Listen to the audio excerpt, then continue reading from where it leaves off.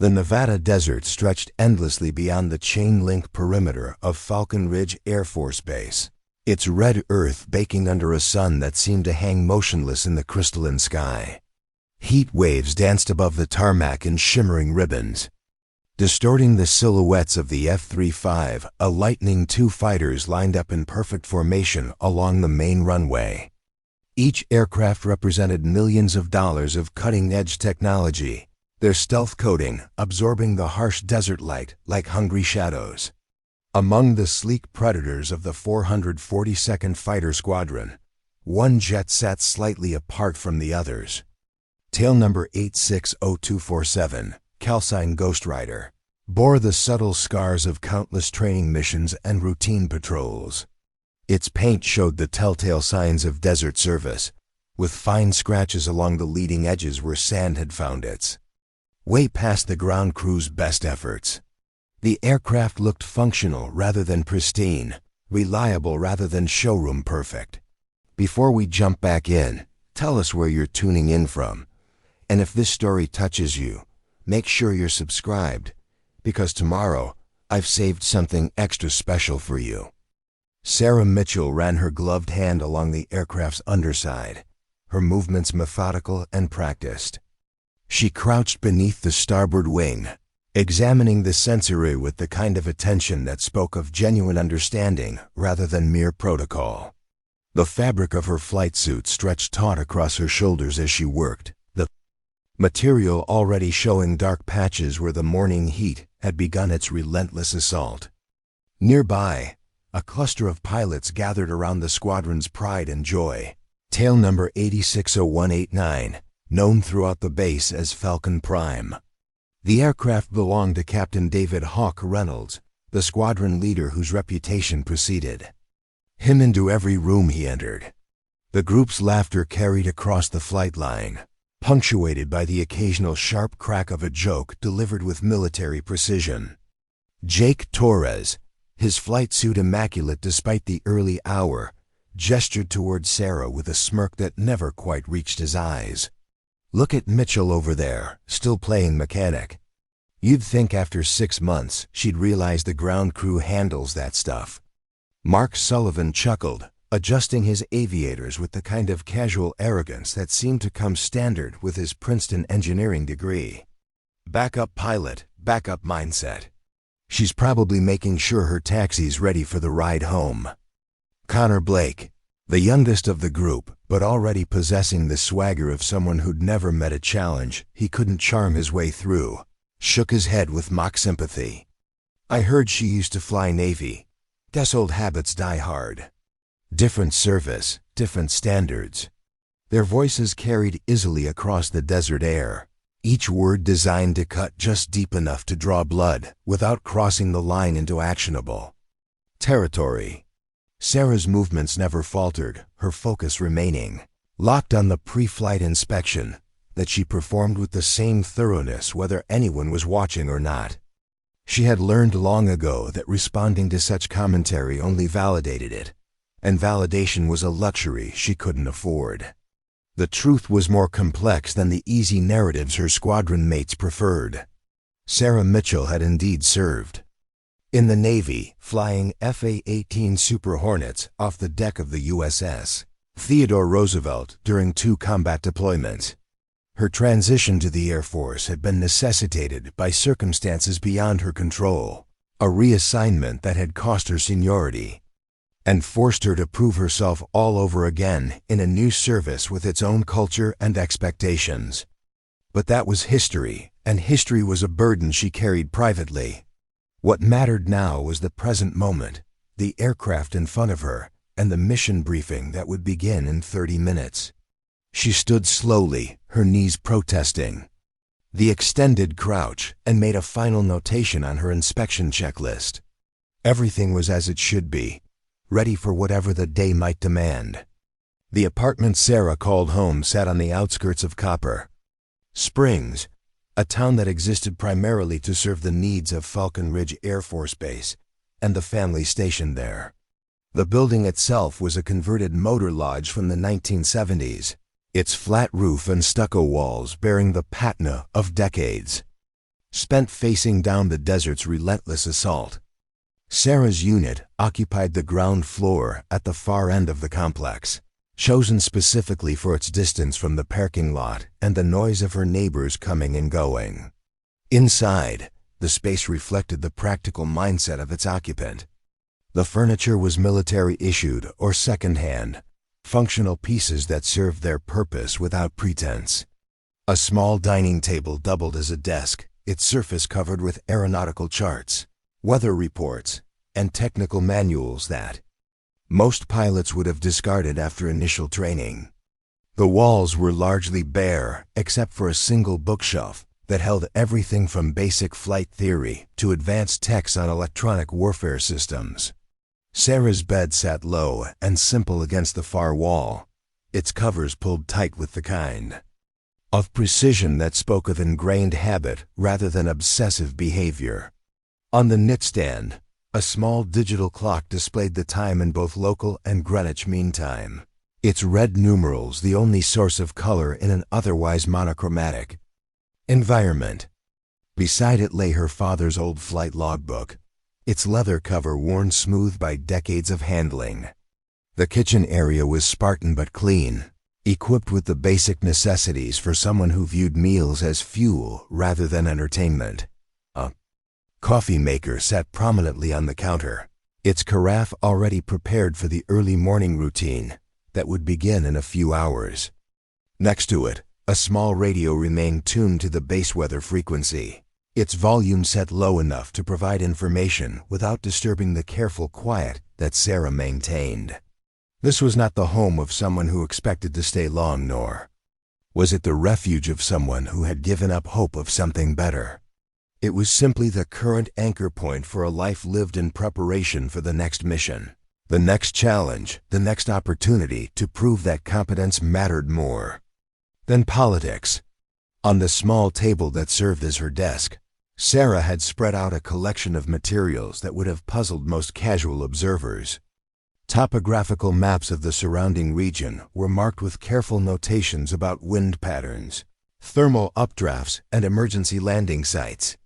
Weather data from the past 6 months had been compiled into a notebook filled with her own observations and correlations. Most telling of all was a series of photographs she had taken during her off-duty hours, images of remote airstrips and flat stretches of desert that might serve as lifelines in the event of an emergency. Preparing and narrating this story took us a lot of time, so if you are enjoying it, subscribe to our channel. It means a lot to us. Now back to the story. The work was not required by any regulation or training protocol. It was simply the product of a mind that had learned to plan for contingencies that others preferred not to consider.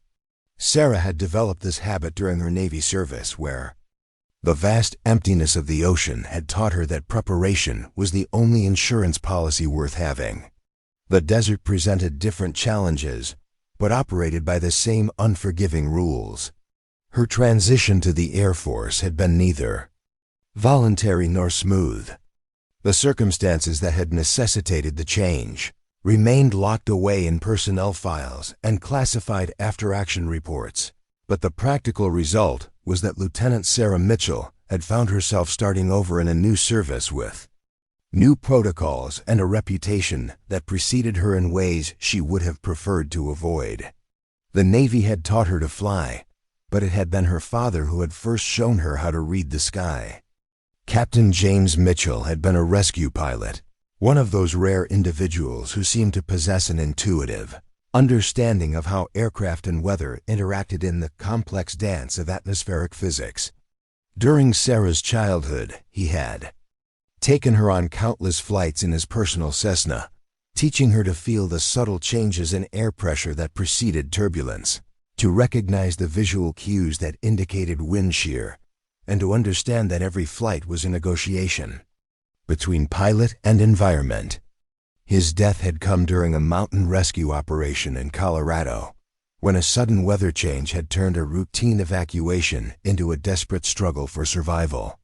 The official report had cited pilot error, but Sarah knew better. Her father had been attempting to reach a stranded climber when the wind patterns had shifted in ways that the meteorologists had failed to predict. He had died doing what he had always done, pushing the limits of safety to help someone in need. The lesson had not been lost on his daughter.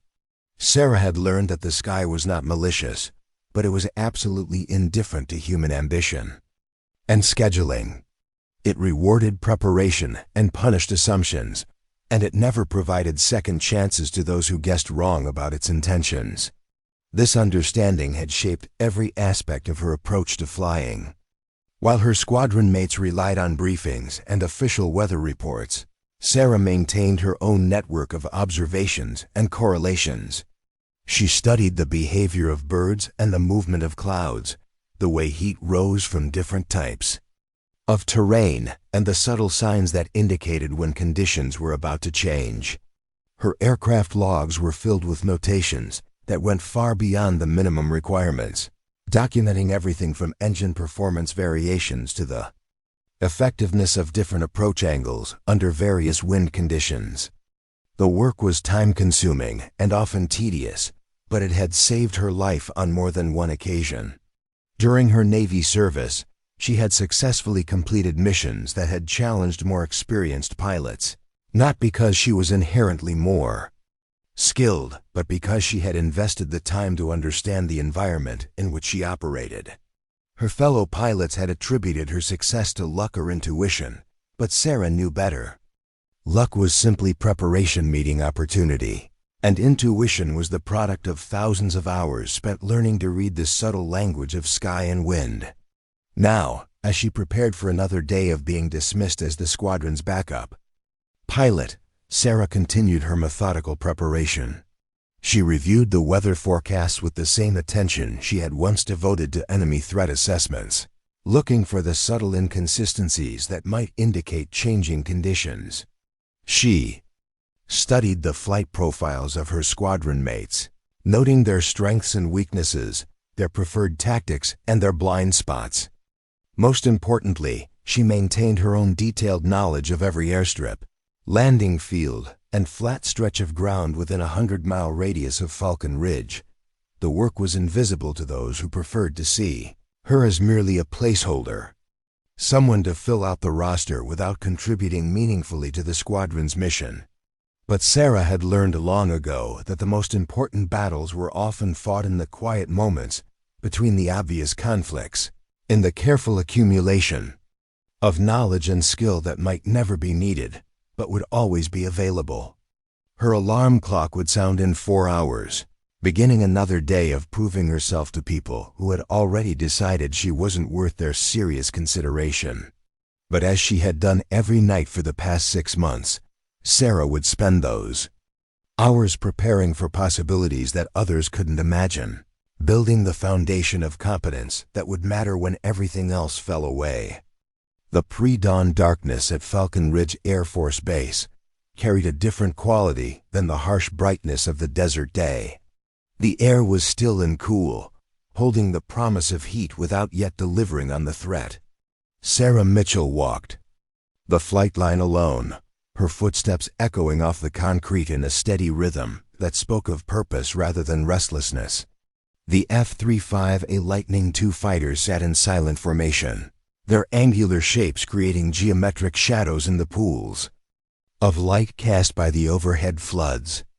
This was her favorite time of day, when the base belonged to the maintenance crews and the early shift personnel who kept the machinery of military aviation running while the rest of the world slept. There was an honesty to these hours, a focus on function over form that appealed to Sarah's practical nature. The jets were not yet objects of pride or competition, but simply machines that needed to be maintained and prepared for the day's missions. She made her way to Ghost Rider, running her hand along the aircraft's fuselage with the familiarity of long association. The maintenance log showed that the aircraft had been serviced according to schedule, but Sarah had learned to trust her own inspection over any documentation. She checked the control surfaces manually, testing their movement and response, feeling for the subtle variations that might indicate developing problems. The landing gear received similar attention, along with the sensor arrays and the weapons. Systems that she hoped would never need to be employed in anger. The work was methodical and thorough, the kind of inspection that went far beyond the minimum requirements. Sarah had developed this routine during her Navy service, where the unforgiving environment of carrier operations had taught her that attention to detail was the difference between mission success and catastrophic failure. The Air Force operated under different constraints, but the fundamental principles remained the same. As she worked, Sarah's mind wandered to the mission briefing that would begin an hour. Operation Silent Watch was a routine reconnaissance flight over disputed airspace, the kind of mission that had become increasingly common as international tensions continued to escalate. The 442nd Fighter Squadron would provide top cover for a high-altitude surveillance aircraft, maintaining a presence that was visible enough to deter interference but not so provocative as to trigger an international incident. On paper, it was exactly the kind of mission that backup pilots were designed for. The primary flight would be led by Captain Reynolds in Falcon Prime, with Jake Torres and Mark Sullivan providing tactical support. Sarah would fly wing position, maintaining formation and staying ready to assume any role that might be required if circumstances changed. It was a position that required competence but not initiative, skill but not leadership. The irony was not lost on her. During her Navy service, Sarah had led similar missions, making the tactical decisions that determined success or failure. Her experience included combat operations in contested airspace, where the margin for error was measured in milliseconds, and the consequences of poor judgment were immediate and final. But that experience counted for little in her current assignment, where seniority and service politics mattered more than demonstrated ability. The maintenance hangar buzzed with quiet activity as the ground crews prepared for the day's operations. Master Sergeant Robert Kim, the squadron's chief maintenance officer, nodded to Sarah as she completed her inspection. Kim was a 20-year veteran who had served on bases around the world, and he had developed the kind of professional respect for competence that transcended rank and service rivalries. "Aircraft looks good, Lieutenant," he said, making a notation on his clipboard. "New engine diagnostics came back clean, and we replaced the nav computer's backup memory module yesterday. She should run smooth as silk." Sarah nodded her thanks, appreciating the thoroughness of Kim's work. The maintenance crews were often the unsung heroes of military aviation, the people who ensured that pilots could focus on flying rather than wondering whether their equipment would function as designed. She had learned to cultivate good relationships with these professionals, understanding that their expertise was as valuable as any pilot's skill. The squadron-ready room was beginning to fill with pilots preparing for the day's missions. The space was dominated by a large briefing screen and surrounded by individual workstations equipped with computers and communication equipment. Flight suits hung in neat rows along one wall, each bearing the name and call sign of its owner. The atmosphere was professional but relaxed, the kind of environment that encouraged focused preparation without unnecessary stress. Captain Reynolds entered the room with the kind of presence that seemed to alter the very air around him. Tall and lean, with the kind of weathered features that spoke of years spent in cockpits and command positions, he carried himself with the confidence of someone who had never encountered a challenge he couldn't overcome. His flight suit was immaculate, bearing the patches and decorations that told the story of a distinguished career. "Good morning, people," he said, his voice carrying easily across the room. "Today's mission is straightforward reconnaissance, but I want everyone sharp and ready. Weather's looking good, threat assessment is minimal, and we should be back in time for lunch." The briefing that followed was comprehensive but routine, covering flight plans, communication protocols, and contingency procedures. Sarah listened carefully, making notes on her kneeboard and cross-referencing the information with her own preparation.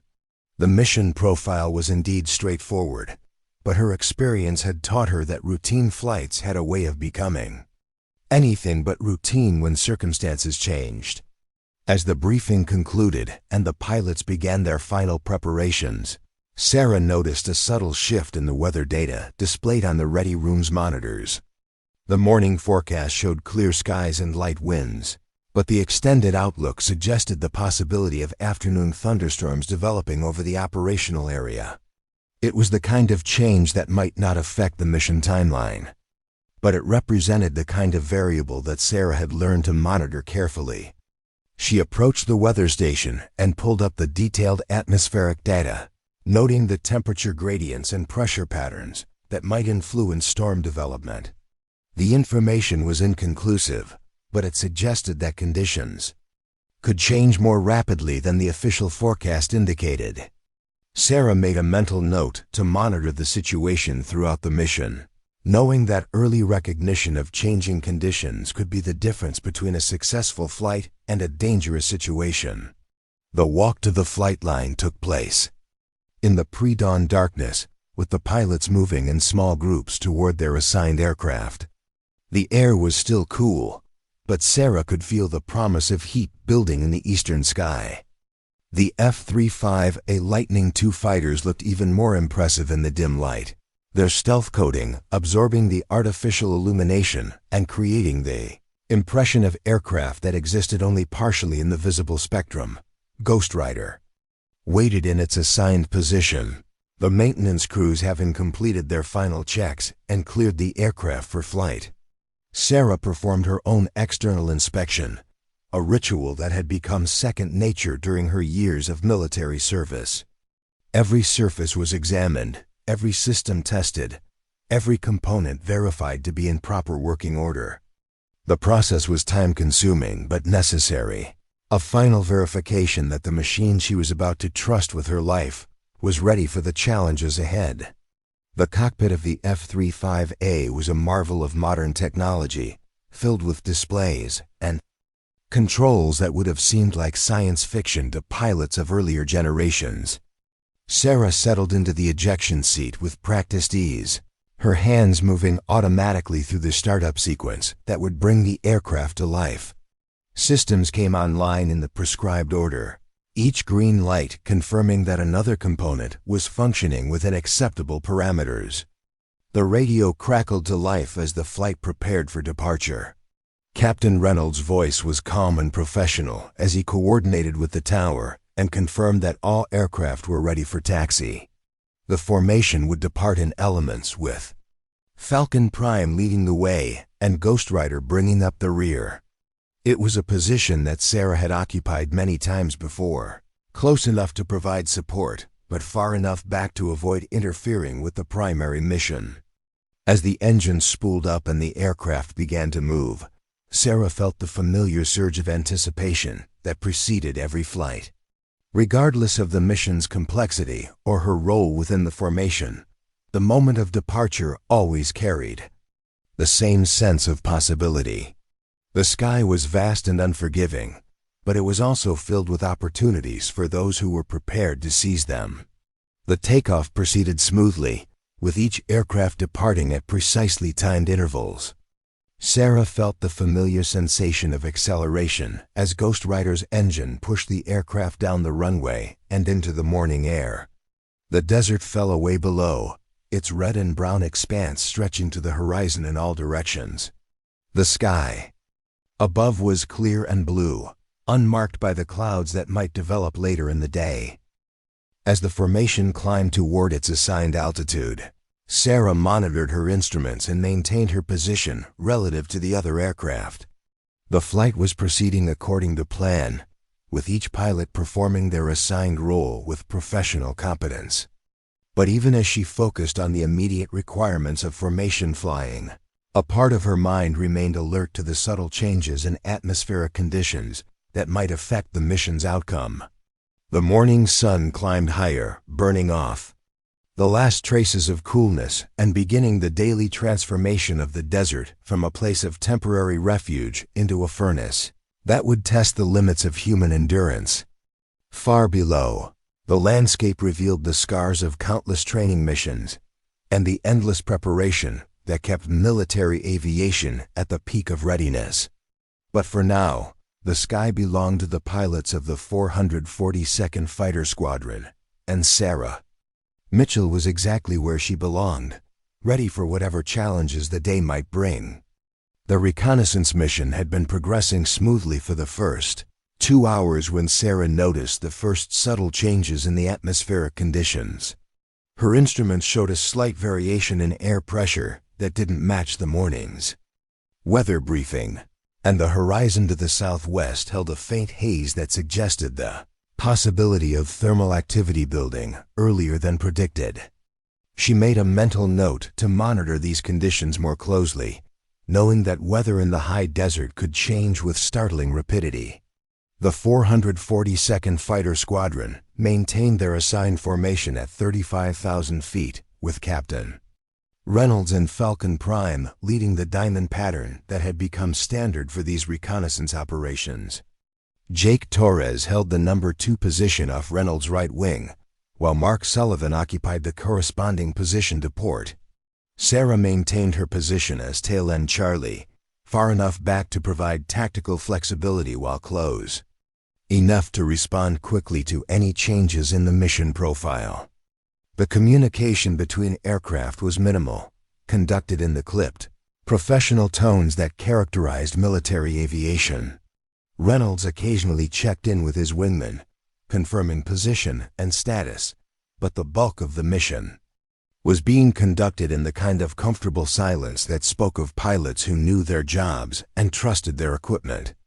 The surveillance aircraft they were escorting flew several thousand feet below them, its sophisticated sensors gathering the intelligence that justified the entire operation.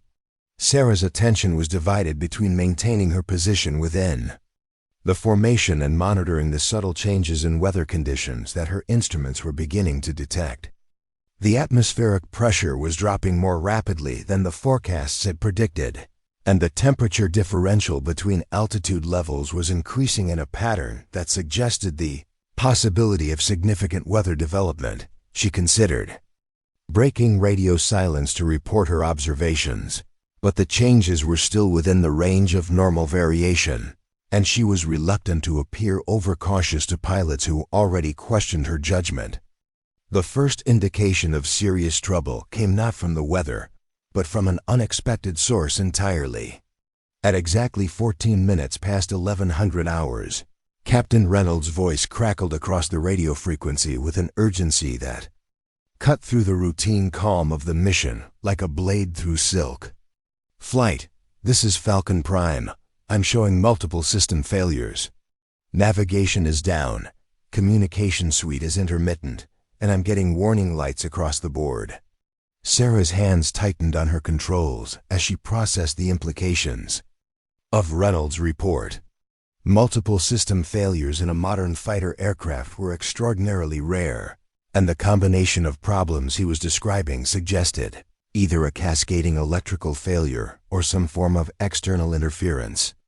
She immediately began scanning her own instruments for any signs of similar problems, while simultaneously repositioning herself to get a better visual on the squadron leader's aircraft. Jake Torres was the first to respond, his voice carrying the kind of controlled tension that indicated a pilot shifting from routine operations to emergency procedures. "Falcon Prime, this is Falcon II. I'm not seeing any obvious external damage. Can you identify the source of the failures?" Reynolds' response was delayed by several seconds, and when it came, his voice carried a note of genuine concern that sent a chill through the formation. "Negative, Falcon II. Systems are failing faster than I can troubleshoot them. Primary flight computer is showing errors, backup systems are non-responsive, and I'm starting to lose control authority." The situation was deteriorating rapidly, and Sarah found herself automatically running through the emergency procedures that she had memorized during countless hours of training. A pilot experiencing multiple system failures at high altitude had limited options, and most of them involved immediate action to prevent the situation from becoming catastrophic. She keyed her radio microphone, her voice steady despite the adrenaline. that was beginning to course through her system. Falcon Prime, this is Falcon 4. Recommend immediate descent to lower altitude and preparation for emergency landing procedures. I'm showing suitable emergency airfields within 50 nautical miles of our current position.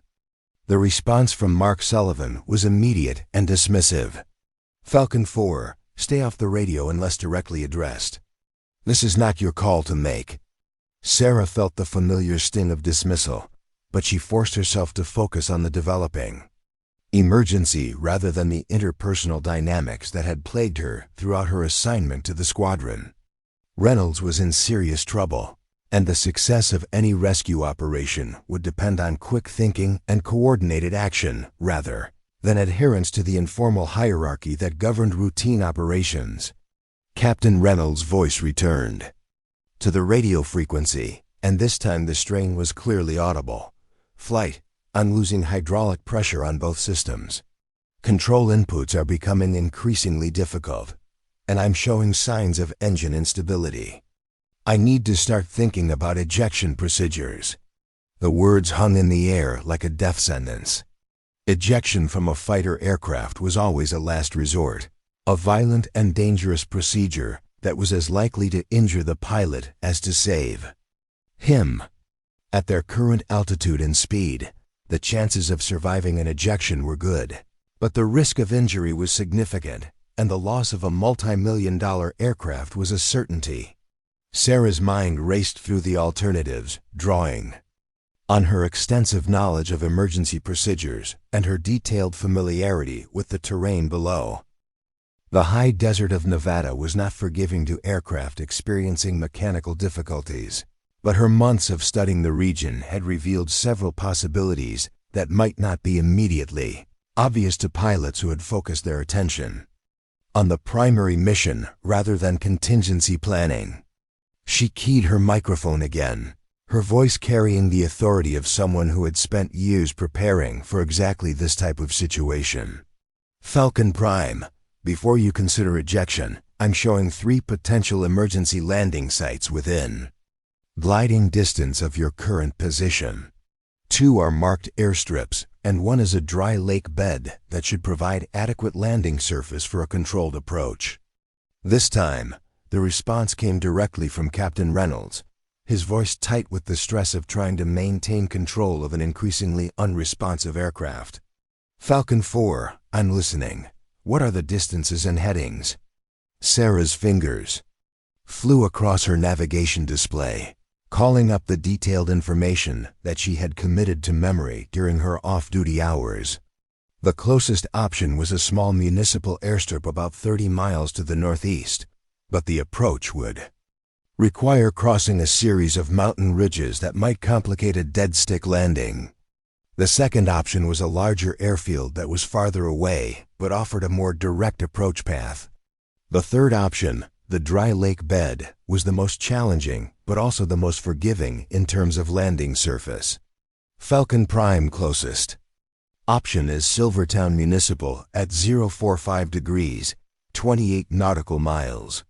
Runway is only 4,000 feet, but it's surrounded by flat terrain. Alternative is Barstow Regional at 072 degrees, 45 nautical miles. Longer runway but more distance to cover. Third option is Dry Lake Charlie at 018 degrees, 35 nautical miles.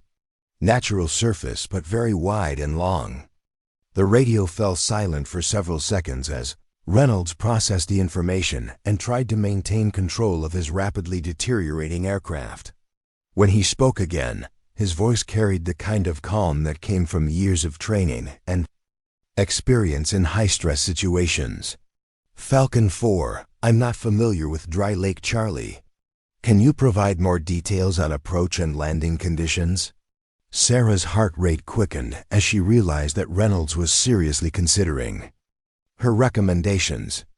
The dry lake bed was a location that she had discovered during one of her solo reconnaissance flights, a vast expanse of hard-packed sand and alkali that stretched for miles in every direction. The surface was solid enough to support heavy aircraft, and the surrounding terrain was relatively flat, minimizing the risk of collision with obstacles during an emergency approach. Falcon Prime, Dry Lake Charlie is a natural playa approximately 4 miles long and 2 miles wide. Surface is hard-packed alkali, suitable for heavy aircraft.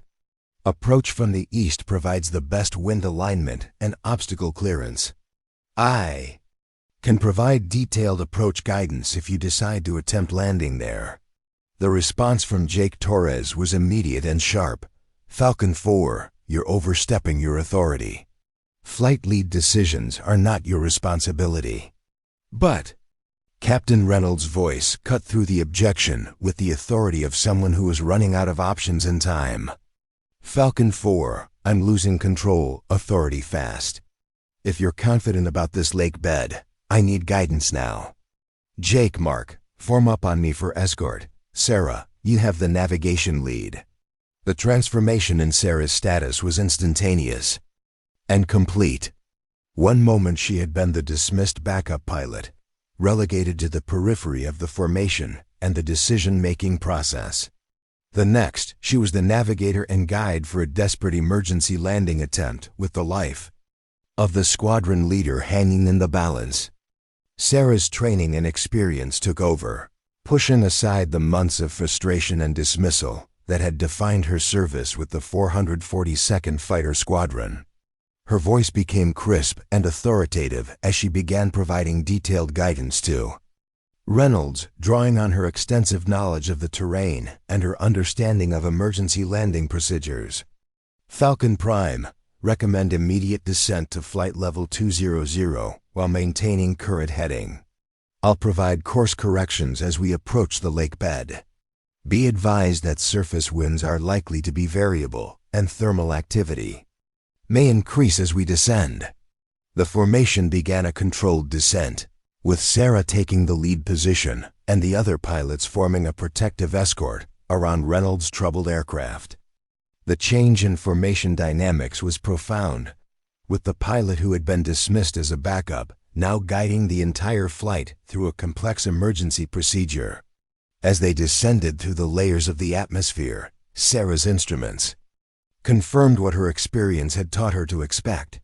The weather conditions were indeed changing more rapidly than the official forecast had predicted, with thermal activity building over the desert floor and wind patterns shifting in ways that would complicate the landing approach.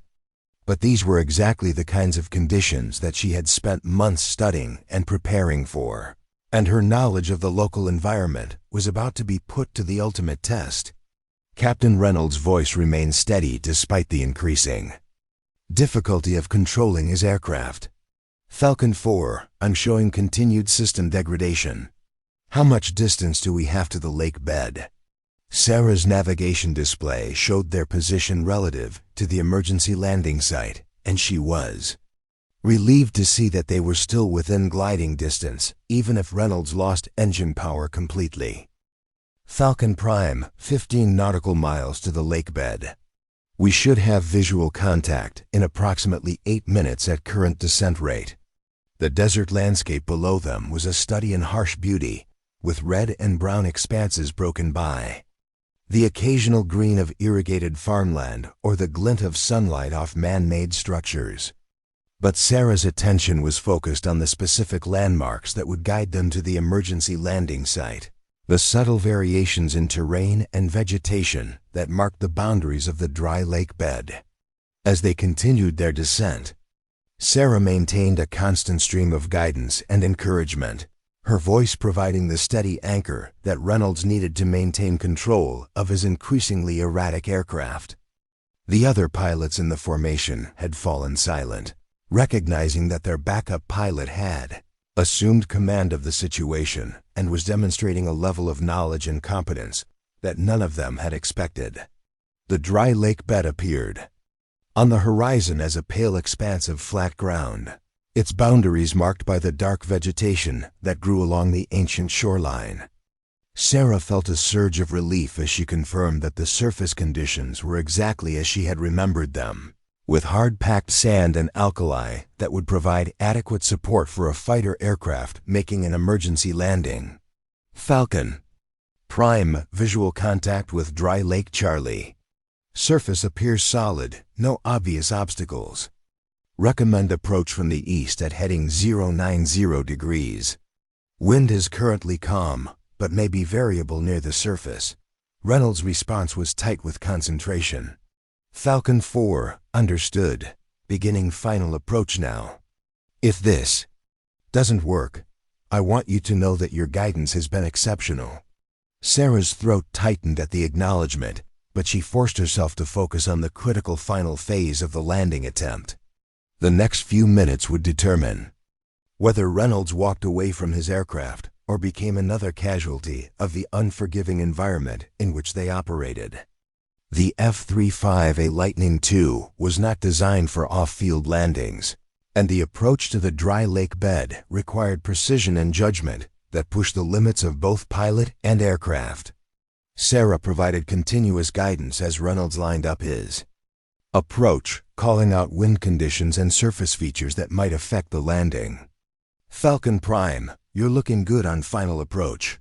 Surface wind is showing 5 knots from the northwest. Touchdown zone is clear, and you have plenty of run-out distance. The landing was a masterpiece of pilot skill and aircraft engineering, with Reynolds bringing the damaged fighter down on the hard-packed surface of the lake bed with a precision that spoke of years of training and experience. The aircraft rolled to a stop in a cloud of dust and alkali, its systems finally silent after the traumatic sequence of failures that had brought it to this remote location. Sarah's voice was the first to break the silence that followed the landing. Falcon Prime, excellent work. Are you mobile and uninjured? Reynolds' response carried a mixture of relief and gratitude that was unmistakable. Falcon 4, I'm fine, and the aircraft is intact. I don't know how you knew about this place, but you just saved my life and a very expensive airplane. The rescue operation that followed was a testament to the professionalism and competence of the search and rescue teams based at Falcon Ridge Air Force Base. Within 2 hours of the emergency landing, helicopters had arrived to evacuate Reynolds and begin the process of recovering his aircraft. The dry lake bed, which had been an obscure geographical feature known only to Sarah, became the site of a successful rescue operation that would be studied and analyzed for years to come. As the formation returned to base, Sarah found herself in the unfamiliar position of being the focus of positive attention from her squadron mates. Jake Torres, who had been quick to dismiss her contributions earlier in the day, was now asking detailed questions about her knowledge of the local terrain. Mark Sullivan, who had questioned her right to provide guidance during the emergency, was now expressing genuine admiration for her preparedness and competence. But the most significant change was in Captain Reynolds himself. The squadron leader, who had barely acknowledged her presence during the months of routine operations, was now openly crediting her with saving his life and his aircraft. The transformation in his attitude was complete and permanent, representing a recognition of competence that could not be dismissed or explained away. The debriefing session that followed their return to base was unlike any that Sarah had ever experienced. Instead of being relegated to the periphery of the discussion, she found herself at the center of the analysis, with senior officers asking detailed questions about her knowledge of emergency landing sites and her preparation for contingency situations. The dry lake bed that had been her secret discovery was now being evaluated for inclusion in the official emergency procedures for all flights operating in the region. Colonel Patricia Hayes, the base commander, had joined the debriefing session. Personally, a recognition of the significance of the day's events. Her questions were probing and detailed, focusing on the preparation and knowledge that had made the successful rescue possible. Lieutenant Mitchell, your knowledge of the local terrain appears to be exceptionally detailed. Can you explain how you acquired this information? Sarah's response was straightforward and honest, describing the months of study and reconnaissance that had led to her discovery of the dry lake bed and her detailed knowledge of the regional geography. She explained her methodology for identifying potential emergency landing sites, and her systematic approach to understanding the local weather patterns that might affect flight operations. The colonel's expression was thoughtful as she processed Sarah's explanation. This level of preparation goes far beyond what we normally expect from our pilots. Have you considered the possibility of developing this knowledge into a formal training program for other aircrew? The question caught Sarah off guard, representing a recognition of her competence that she had not expected.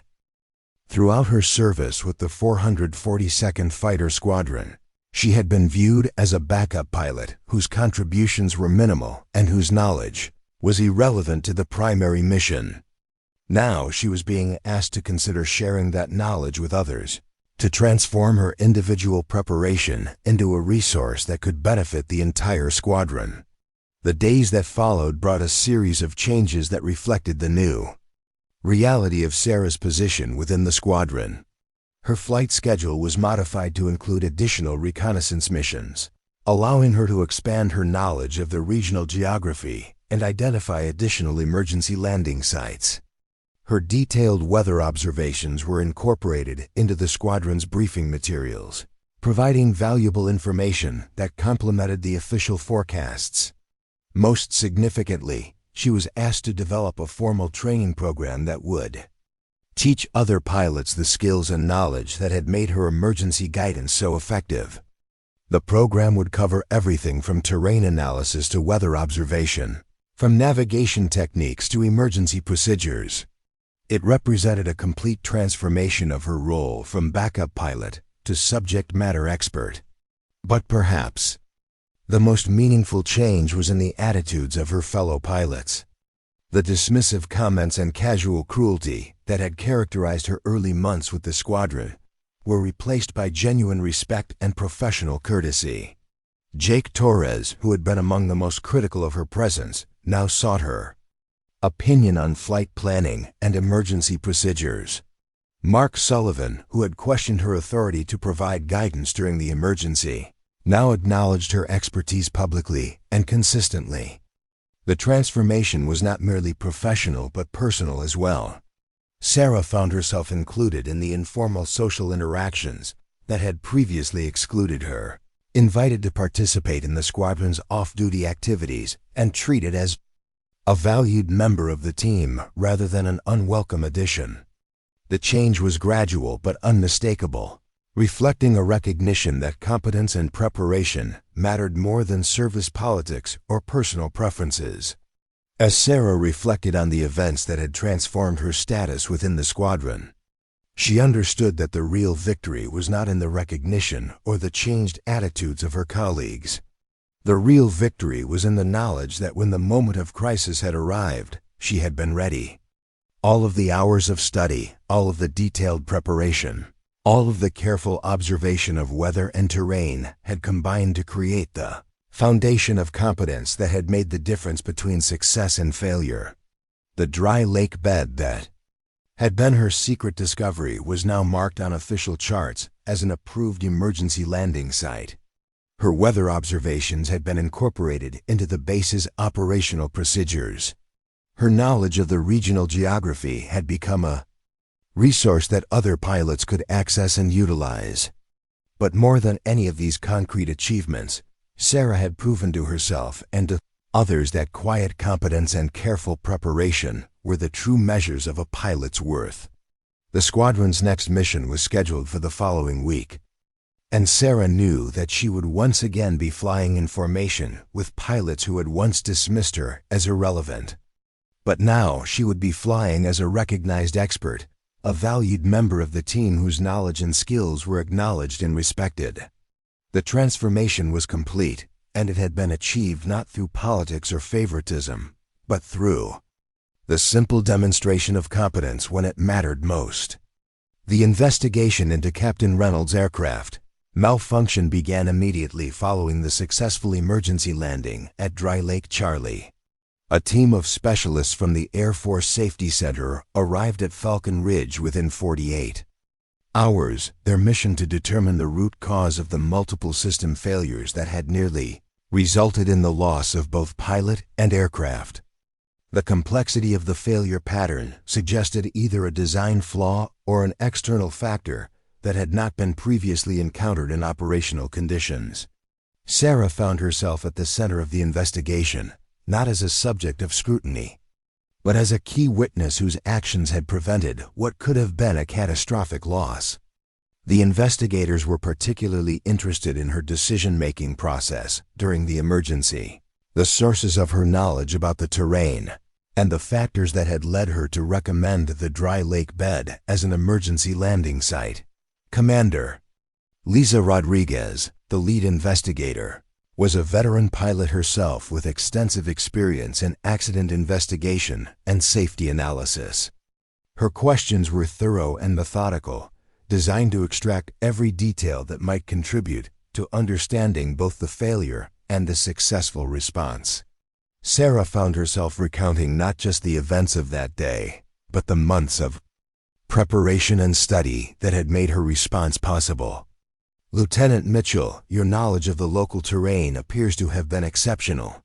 Can you walk me through your process for identifying and evaluating potential emergency landing sites?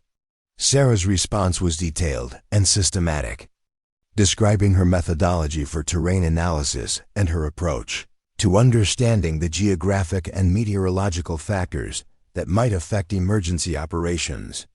She explained how she had discovered the dry lake bed during one of her off-duty reconnaissance flights, and how she had verified its suitability through multiple visits and careful observation of surface conditions. The investigation revealed that Reynolds' aircraft had experienced a cascading electrical failure triggered by a previously unknown interaction between the aircraft's radar system and certain atmospheric conditions. The failure had begun with a minor malfunction in the primary flight computer, but the aircraft's automated systems had attempted to compensate in ways that actually amplified the problem rather than correcting it. Within minutes, the compensation efforts had overloaded multiple systems, creating the pattern of failures that had forced the emergency landing. The technical findings were significant, leading to immediate modifications in operational procedures and eventual changes to the aircraft's software. But the investigators were equally interested in the human factors that had contributed to the successful outcome. Sarah's preparedness and knowledge had transformed what should have been a catastrophic failure into a textbook example of successful emergency response. The formal report that emerged from the investigation was comprehensive and detailed, but its conclusions were straightforward. The aircraft failure had been caused by a previously unknown technical vulnerability, but the successful response had been the result of exceptional pilot preparation and knowledge. The report specifically commended Sarah's extraordinary situational awareness and comprehensive understanding of local terrain and weather conditions. More importantly, the report included a series of recommendations that would fundamentally change how the Air Force approached pilot training and preparation. The investigators recommended that all pilots receive enhanced training in terrain analysis and emergency site identification. They suggested that the kind of comprehensive local knowledge that Sarah had demonstrated should be considered an essential skill rather than an optional extra. The changes began to manifest within weeks of the investigation's completion. The 442nd Fighter Squadron was selected as a test unit for new training protocols that emphasized local terrain knowledge and emergency preparedness. Sarah was asked to develop and lead the training program, a responsibility that represented a complete transformation of her role within the squadron. The new training program was comprehensive and challenging, requiring pilots to develop detailed knowledge of the terrain within a 100-mile radius of their base. They learned to identify potential emergency landing sites using both maps and visual reconnaissance, to understand the factors that made certain locations suitable for emergency operations, and to develop the kind of comprehensive situational awareness that Sarah had demonstrated during the emergency. The response from the squadron's pilots was initially mixed. Some embraced the new training with enthusiasm, recognizing the value of the knowledge and skills that Sarah was teaching. Others were more resistant, viewing the additional requirements as unnecessary complications to their already demanding training schedule. But the credibility that Sarah had gained through her actions during the emergency gave her the authority to push through the resistance and demand the same level of commitment that she had always brought to her own preparation. Jake Torres, who had once dismissed Sarah's contributions as irrelevant, found himself struggling with the demands of the new training program. His approach to flying had always emphasized technical proficiency and adherence to established procedures. But the terrain analysis and emergency planning that Sarah was teaching required a different kind of thinking. During one particularly challenging training session, he approached Sarah with a mixture of frustration and genuine curiosity. "Mitchell, I've been flying for 8 years, and I've never needed to know this level of detail about the local terrain. How do you keep track of all this information?" Sarah's response was patient and instructive, explaining her systematic approach to gathering and organizing information about the operational environment.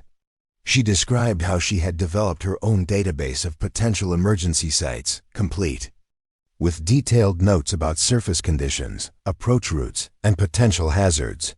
The work was time-consuming and required constant updating, but it had proven its value when the emergency had arrived. The conversation marked a turning point in Torres' attitude toward both Sarah and the training program. He began to understand that the level of preparation that Sarah had demonstrated was not the result of natural talent or luck, but of sustained effort and systematic study. The knowledge that had seemed overwhelming when presented as a training requirement became more manageable when approached with the same methodology that Sarah had developed through years of practice. Mark Sullivan's transformation was even more dramatic. The pilot who had once questioned Sarah's authority to provide guidance during the emergency became one of her most dedicated students. His engineering background gave him an appreciation for the systematic approach that Sarah brought to terrain analysis, and he began to see the connections between her methodology and the principles of risk management that govern all aspects of military aviation. Sullivan's newfound respect for Sarah's expertise led him to volunteer for additional training responsibilities, helping to develop the technical aspects of the program and creating standardized procedures for terrain analysis and emergency site evaluation. His contributions were valuable, but they were always presented in the context of implementing Sarah's vision rather than replacing her leadership of the program. The success of the training program at Falcon Ridge did not go unnoticed by higher levels of command. Within 6 months, similar programs were being implemented at Air Force bases throughout the western United States. Sarah found herself traveling to other installations as a consultant and instructor, sharing her knowledge with pilots who had never heard of her, but who were eager to learn from her experience. The transformation in Sarah's career was profound and permanent. The pilot who had once been dismissed as a backup, whose knowledge had been considered irrelevant, was now recognized as a subject matter expert whose expertise was in demand throughout the Air Force. Her innovative approach to pilot training was being studied and replicated, and her methods were being incorporated into official doctrine. But perhaps the most significant change was in Sarah's relationship with her fellow pilots at Falcon Ridge, the squadron that had once been marked by subtle tensions and unspoken hierarchies had evolved into a more cohesive and professional unit. The shared experience of the emergency and the subsequent training program had created bonds of mutual respect and trust that transcended the service rivalries and personality conflicts that had previously defined the squadron's culture. Captain Reynolds, whose life had been saved by Sarah's preparation and knowledge, became her strongest advocate within the squadron and the broader Air Force community.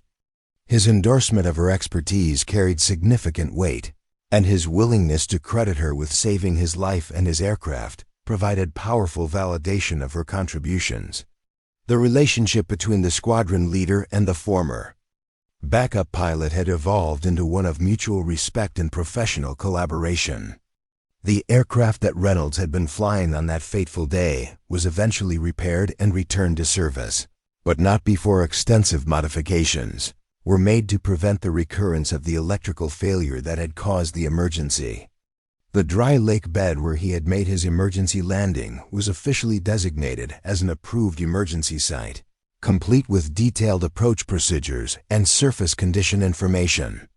Sarah's discovery had become a permanent part of the Air Force's emergency response infrastructure. The formal recognition of Sarah's contributions came in multiple forms. She was awarded the Distinguished Flying Cross for her actions during the emergency, a decoration that recognized both her technical expertise and her courage under pressure.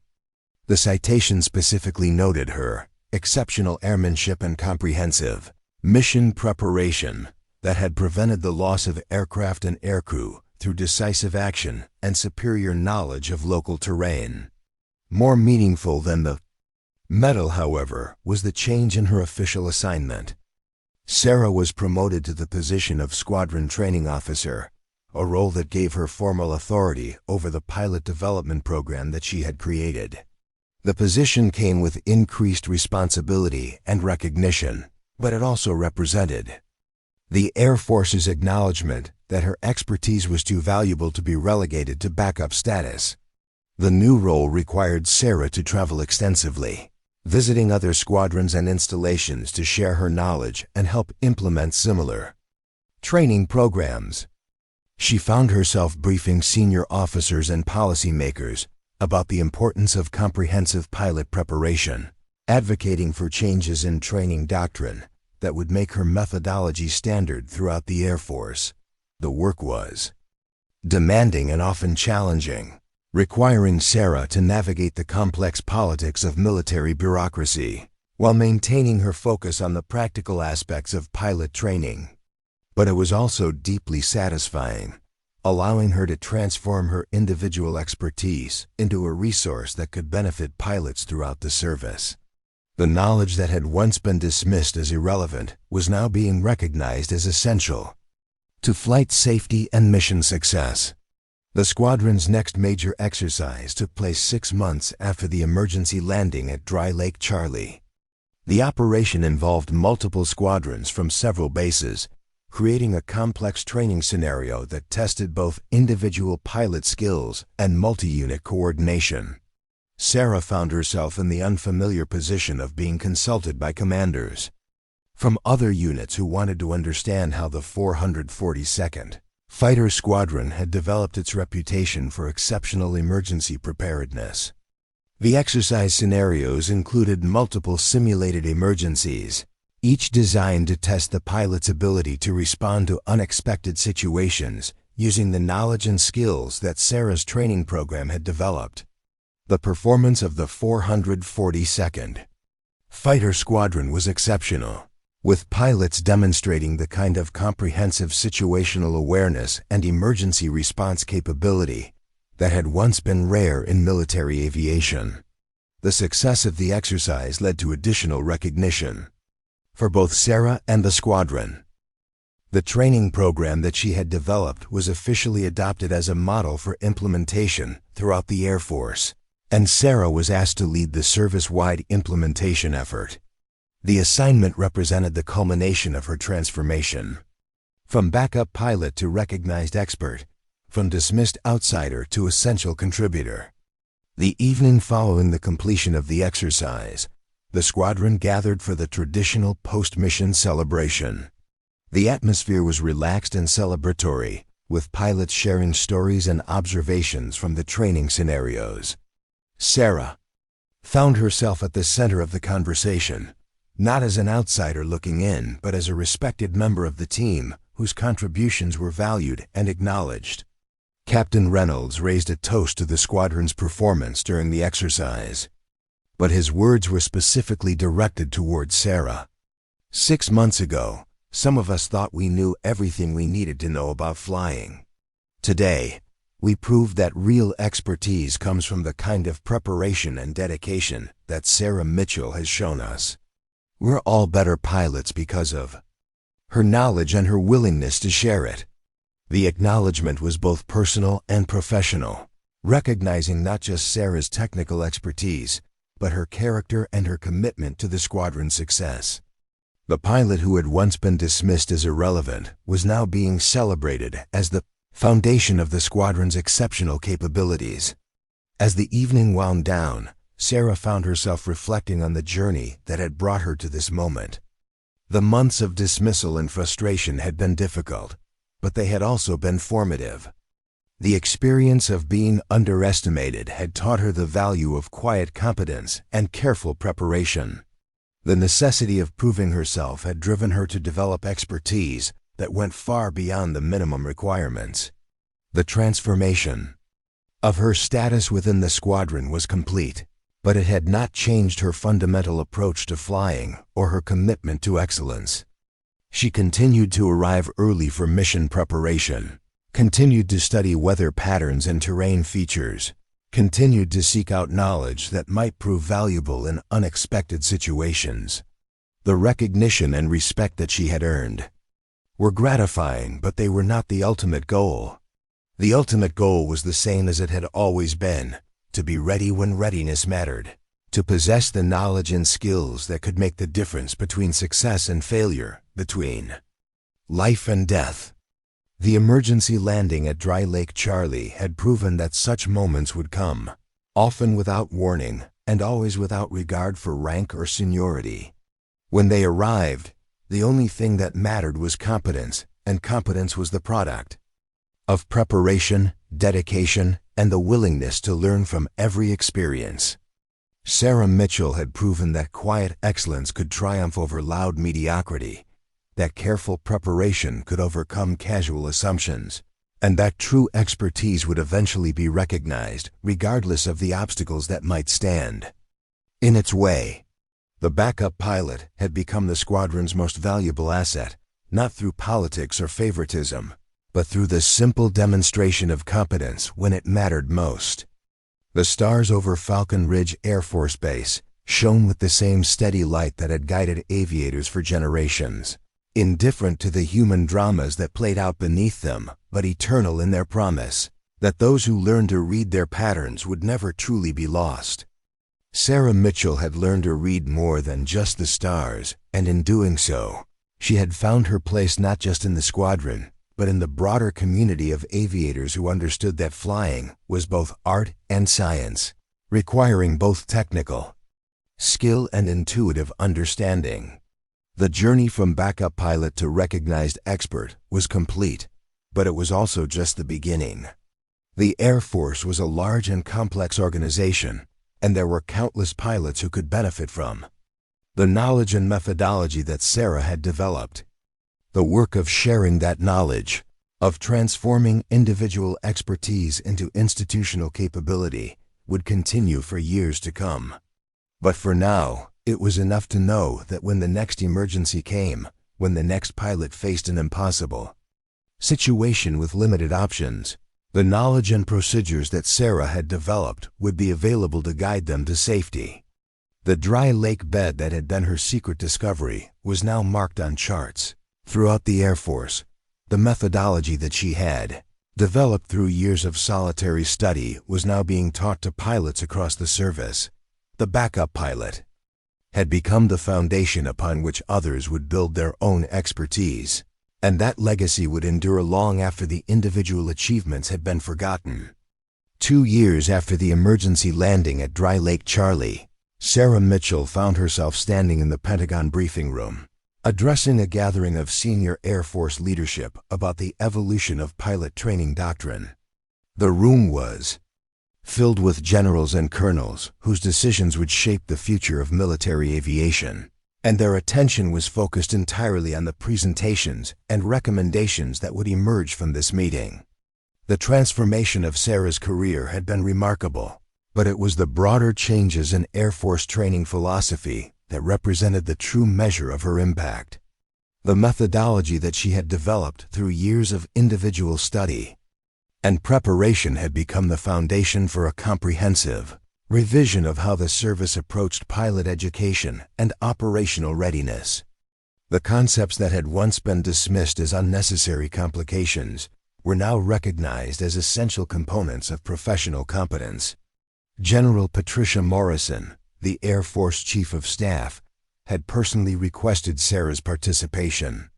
In the briefing, the general's interest in the training program was not merely academic.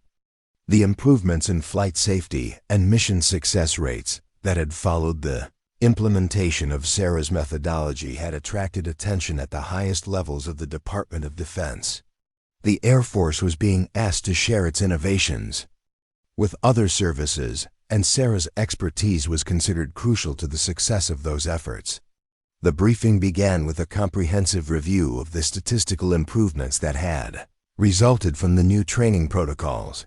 Accident rates had decreased by 30% across the squadrons that had implemented Sarah's methodology.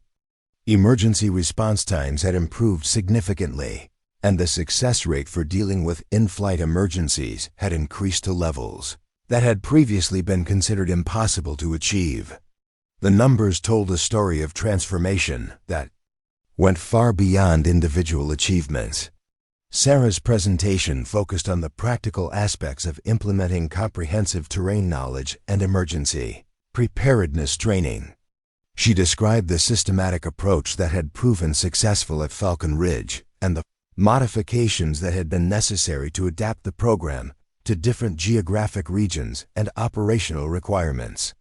Her recommendations were specific and actionable, based on 2 years of experience in implementing the program across multiple installations.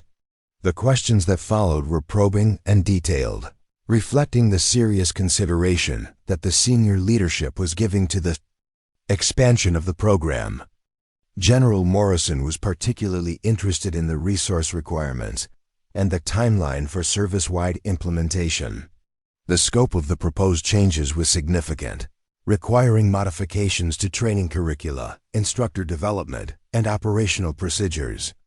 Sarah's responses demonstrated the depth of her understanding of both the technical and administrative aspects of the program. She had spent the previous year working with training commands throughout the Air Force, learning the complexities of implementing change in a large and established organization. Her recommendations reflected a realistic assessment of what was possible within the constraints of budget and personnel limitations.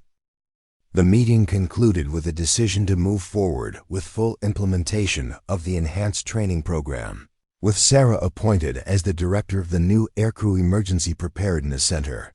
The position represented a significant promotion and a recognition of her expertise that would have been impossible to imagine during her days as a backup pilot at Falcon Ridge.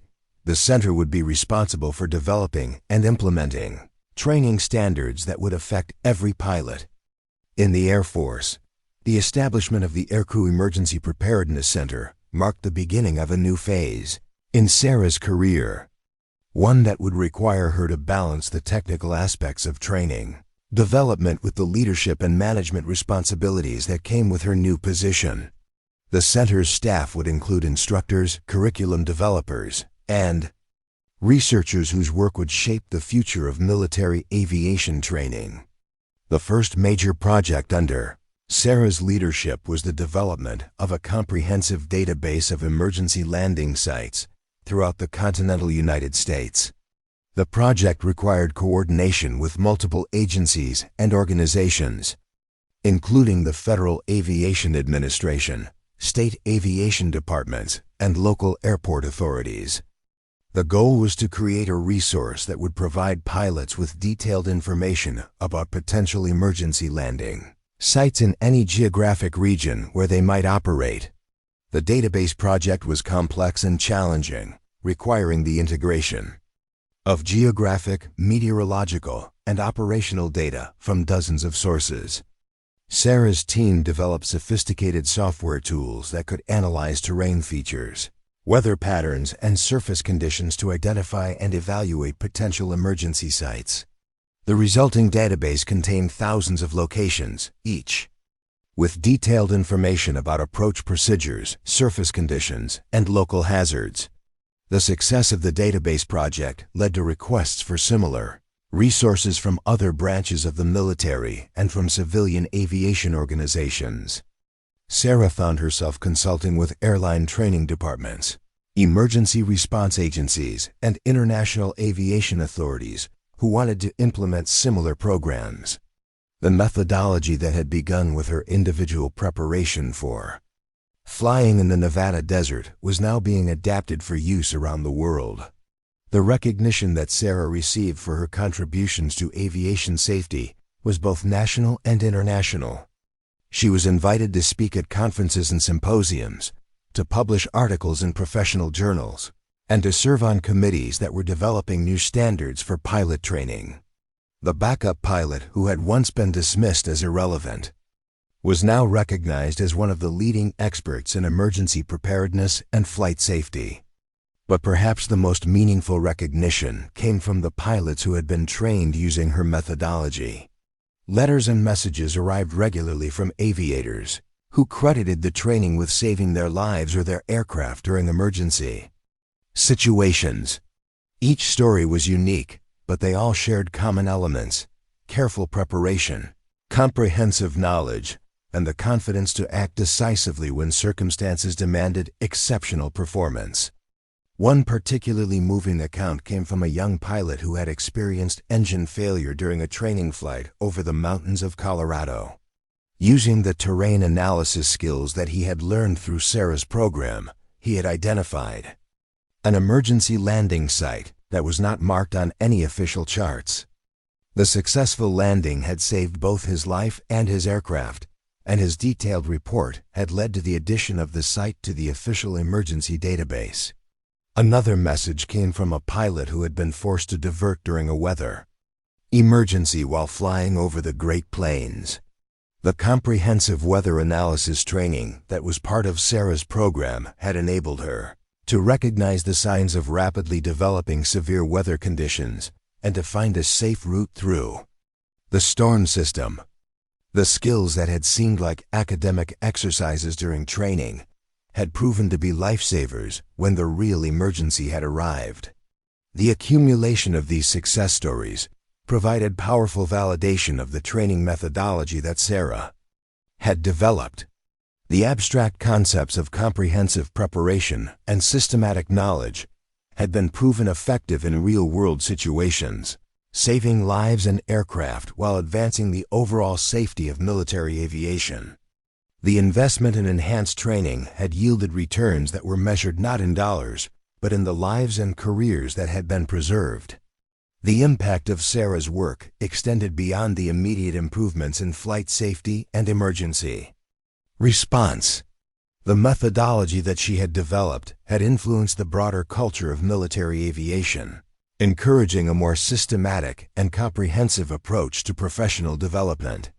Pilots throughout the Air Force had begun to adopt the same kind of thorough preparation that Sarah had always practiced, creating a new standard of professional excellence. The 442nd Fighter Squadron at Falcon Ridge had become a model for other units throughout the Air Force, demonstrating the benefits of comprehensive training and systematic preparation. The squadron's performance in exercises and operations was consistently exceptional, and their approach to emergency preparedness had become the standard against which other units were measured. The pilots who had once dismissed Sarah as a backup had become advocates for the training methodology that she had developed. Captain Reynolds, whose life had been saved by Sarah's preparation and knowledge, had been promoted to colonel and assigned to command a training wing. His experience during the emergency landing at Dry Lake Charlie had profoundly influenced his approach to leadership and pilot development. He had become one of the strongest advocates for the comprehensive training methodology that Sarah had pioneered, and his influence had been crucial in gaining acceptance for the program. Throughout the Air Force, the relationship between Sarah and her former squadron mates had evolved into one of mutual respect and professional collaboration. Jake Torres had become an instructor in the emergency preparedness program, using his experience as a student to help develop more effective teaching methods. Mark Sullivan had been assigned to the research and development team that was working on advanced training technologies, applying his engineering background to the creation of new simulation and analysis tools. The transformation of these relationships reflected the broader changes that had occurred within the Air Force culture. The service had moved beyond the informal hierarchies and personal rivalries that had once characterized squadron life, embracing a more professional and systematic approach to pilot development. The focus had shifted from individual achievement to collective capability, from personal advancement to mission success. The dry lake bed where Captain Reynolds had made his emergency landing had become something of a pilgrimage site for pilots. Training in the Emergency Preparedness Program. The location was now officially designated as Emergency Landing Site Alpha 7, complete with detailed approach procedures and regular maintenance to ensure optimal surface conditions. Students in the program were required to visit the site as part of their training, studying the terrain features and weather patterns that had made the emergency landing possible. The visit to Dry Lake Charlie had become a powerful teaching tool, providing students with a tangible connection to the principles and methodology that they were learning. Standing on the hard-packed surface where Captain Reynolds had touched down, students could visualize the decision-making process that had led to the successful emergency landing. The abstract concepts of terrain analysis and emergency site evaluation became concrete and immediate when experienced in the actual location where they had proven their value. Sarah often accompanied student groups to the site, using the location as a classroom for teaching the practical aspects of emergency preparedness. Her presentations were detailed and comprehensive, covering everything from the initial identification of the site to the factors that had made it suitable for emergency operations. The students listened with rapt attention, understanding that they were receiving instruction from the person who had discovered the site and guided the emergency landing that had saved a pilot's life. The educational value of these visits extended beyond the technical aspects of emergency preparedness. Students learned about the importance of individual initiative and systematic preparation, about the value of comprehensive knowledge and careful observation. They understood that the success of the emergency landing had not been the result of luck or improvisation, but of years of dedicated study and preparation that had positioned Sarah to act effectively when the critical moment had arrived. Legacy of Sarah's transformation from backup pilot to recognized expert was reflected in the careers of the pilots who had trained under her methodology. Many had gone on to leadership positions throughout the Air Force, carrying with them the principles and practices that they had learned through the Emergency Preparedness Program. The influence of her work was multiplying as these pilots applied the same systematic approach to their own responsibilities and challenges. The Aircrew Emergency Preparedness Center had grown from a small staff focused on training development to a major organization with responsibilities that extended throughout the Department of Defense. The center's work had expanded to include research into new training technologies, development of international training standards, and collaboration with civilian aviation organizations. Sarah's role had evolved from instructor to administrator to strategic leader, requiring skills and knowledge that went far beyond her original expertise in pilot training.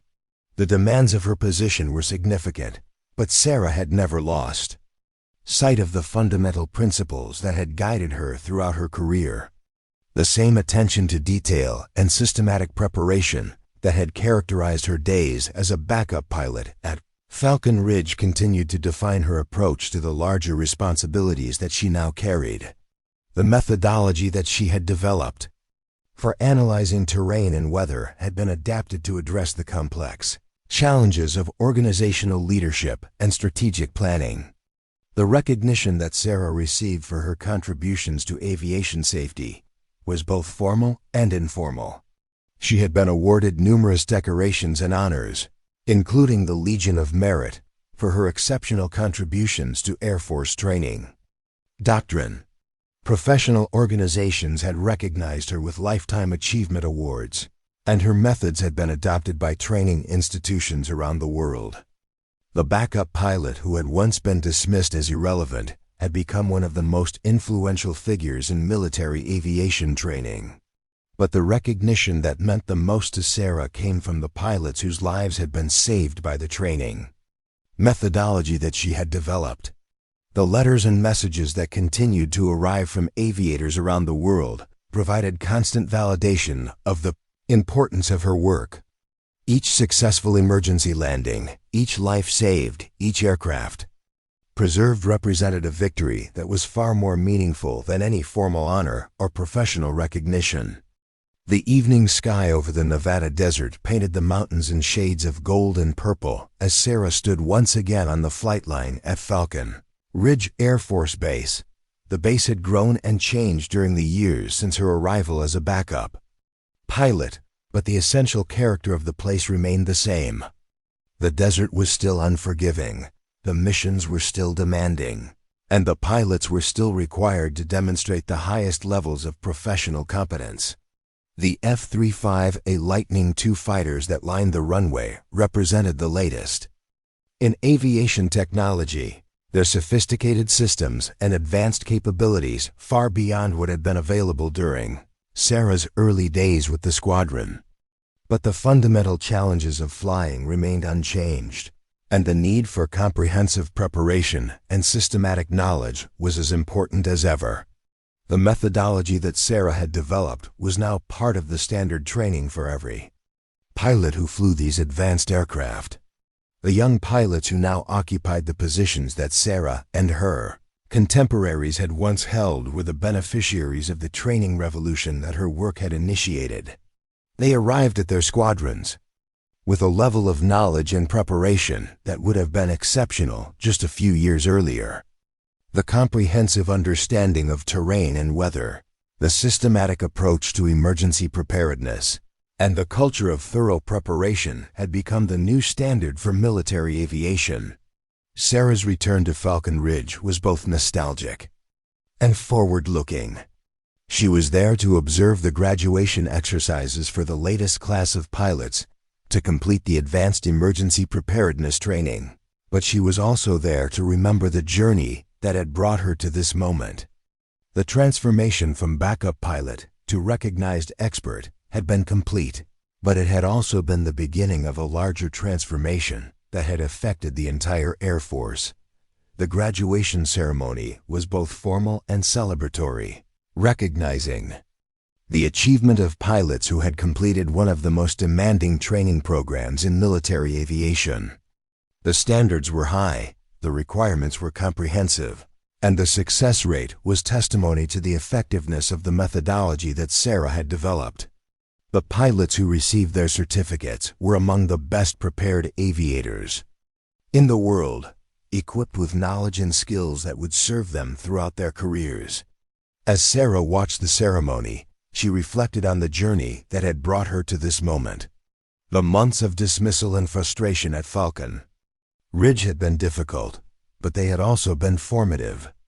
The experience of being underestimated had taught her the value of quiet competence and systematic preparation. The necessity of proving herself had driven her to develop expertise that had ultimately transformed not just her own career, but the entire approach to pilot training within the Air Force. The backup pilot who had once been dismissed as irrelevant had become the architect of a training revolution that had improved the safety and effectiveness of military aviation. The methodology that had begun with her individual preparation for flying in the Nevada desert had become the foundation for training programs that were used around the world. The knowledge that had once been considered unnecessary had become recognized as essential to professional competence. The legacy of Sarah's work would continue long after her individual contributions had been forgotten.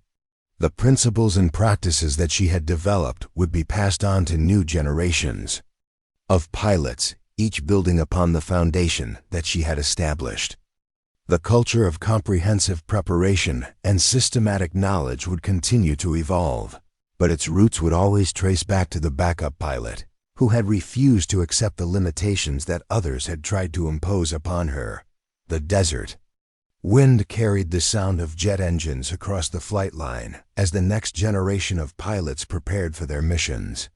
The challenges they would face were different from those that Sarah had encountered, but the fundamental requirements for success remained the same: careful preparation, comprehensive knowledge, and the courage to act decisively when circumstances demanded exceptional performance would continue to be the hallmarks of professional excellence in military aviation. Sarah Mitchell had proven that competence and preparation could triumph over prejudice and assumption, that quiet dedication could achieve more than loud ambition, and that true expertise would eventually be recognized regardless of the obstacles that might stand in its way. The backup pilot had become the foundation upon which others would build their own success, and that legacy would endure as long as pilots took to the skies in service of their country. 5 years had passed since the emergency landing that changed everything, and Sarah Mitchell found herself standing in the renovated hangar at Falcon Ridge Air Force Base that now served as the International Center for Aviation Emergency Response. The facility represented the culmination of her work in transforming how pilots around the world prepared for and responded to in-flight emergencies. Delegations from 23 countries had gathered for the dedication ceremony, recognizing the center as a premier institution for aviation safety training. The hangar buzzed with conversations in multiple languages as military and civilian pilots, aviation officials, and safety experts examined the sophisticated training equipment that filled the space. Flight simulators capable of recreating the most challenging emergency scenarios occupied one section, while another area housed detailed terrain models and weather simulation systems that allowed students to experience the kind of comprehensive analysis that had become Sarah's trademark approach. Ambassador Elena Vasquez from the International Civil Aviation Organization approached Sarah with a warm smile and an outstretched hand. The ambassador had been instrumental in facilitating the international cooperation that had made the center possible, coordinating between governments and aviation authorities to establish the regulatory framework necessary for such an ambitious undertaking. Colonel Mitchell, this facility represents everything we hoped to achieve when we began discussions about international aviation safety cooperation 3 years ago. The methodologies you've developed have already begun to show results in our preliminary studies across multiple countries. Sarah accepted the compliment with the same quiet grace that had characterized her response to recognition throughout her career. The promotion to colonel had come with her appointment as Director of International Aviation Safety Programs, a position that required her to navigate complex diplomatic and bureaucratic challenges while maintaining her focus on the practical aspects of pilot training and emergency preparedness. The success of her methodologies had indeed spread far beyond the United States Air Force. Commercial airlines had begun implementing modified versions of her terrain analysis and emergency preparedness protocols, resulting in improved safety records and more effective responses to in-flight emergencies. The principles that had emerged from her individual study of the Nevada desert were now being applied to flight operations over the Amazon rainforest, the Sahara Desert, the Himalayan mountains, and every other challenging environment where aircraft operated. Dr. Kenji Nakamura, the Chief Safety Officer for Japan Airlines, had traveled specifically to observe the training methodologies that Sarah had developed. His airline had been among the first civilian operators to implement comprehensive terrain analysis protocols for their pilots, and the results had exceeded even the most optimistic projections. Emergency response times had improved dramatically, and the airline's safety record had become the envy of the industry. Colonel Mitchell, our pilots have embraced the systematic approach that you pioneered. What was once considered an impossible level of preparation is now seen as the minimum standard for professional competence. The culture change has been remarkable. The cultural transformation that Dr. Nakamura described had been one of the most significant and unexpected results of Sarah's work. The methodology that had begun as an individual response to being underestimated had evolved into a comprehensive philosophy of professional preparation that was reshaping aviation culture. Worldwide, pilots were no longer content with minimum training requirements. They demanded the kind of comprehensive education that would prepare them for any conceivable emergency. The dedication ceremony included presentations from pilots whose lives had been saved by the training methodologies that originated with Sarah's work. Captain Maria Santos from the Brazilian Air Force described how terrain analysis skills had enabled her to identify an emergency landing site in the Amazon rainforest when her aircraft had experienced hydraulic failure during a humanitarian mission. The successful landing had not only saved her life, but had also enabled the completion of a medical evacuation that had saved several others.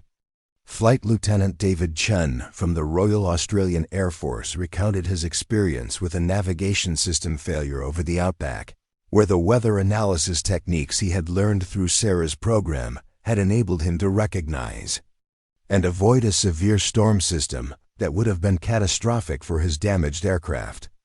The comprehensive understanding of atmospheric conditions that was now standard training had provided him with alternatives that had not existed in traditional pilot education. These stories were repeated dozens of times throughout the day, with pilots from around the world sharing accounts of how the systematic preparation and comprehensive knowledge that characterized Sarah's approach had made the difference between successful emergency responses and potential tragedies. Each story reinforced the value of the methodology that had emerged from one pilot's refusal to accept the limitations that others had tried to impose upon her. The formal ceremony concluded with the unveiling of a bronze plaque that would permanently commemorate the center's mission and Sarah's role in its creation. The inscription was simple but comprehensive, crediting her with pioneering the systematic approach to aviation emergency preparedness that has become the international standard for pilot training and professional development. As the crowd dispersed and the international delegates began their tours of the training facilities, Sarah found herself alone with her thoughts for the first time in days. The transformation of her career and the expansion of her influence had been extraordinary, but the fundamental principles that guided her work remained unchanged. The same attention to detail and systematic preparation that had characterized her days as a backup pilot continued to define her approach to the larger responsibilities she now carried. The evening reception was held in the Officers' Club, a venue that had special significance for Sarah. It was in this same building that she had first experienced the dismissive attitudes and casual cruelty of pilots who had judged her competence based on their assumptions rather than her demonstrated abilities. The contrast between that early experience and the current gathering of international aviation leaders was stark and meaningful. General Patricia Morrison, now the Secretary of the Air Force, had made a special trip to attend the dedication ceremony. Her support had been crucial in gaining the political and financial backing necessary to establish the International Center, and her presence at the ceremony represented the highest levels of official recognition for Sarah's contributions to aviation safety. Sarah, when I first heard about your emergency preparedness methodology 5 years ago, I knew we were dealing with something special. What I didn't anticipate was how completely it would transform not just our approach to pilot training, but the entire culture of aviation safety. The ripple effects of your work continue to expand in ways that none of us could have predicted. The conversation was interrupted by the arrival of Captain Reynolds, now Brigadier General Reynolds, whose life had been saved by Sarah's preparation and knowledge during that critical emergency landing at Dry Lake Charlie. His presence at the ceremony was both personal and professional, representing the direct connection between Sarah's individual expertise and the broader transformation that had followed. Sarah, I've been thinking about that day 5 years ago, and I realized that what you demonstrated wasn't just exceptional preparation or superior knowledge. You showed us what it means to take personal responsibility for professional competence. That lesson has influenced every decision I've made as a leader.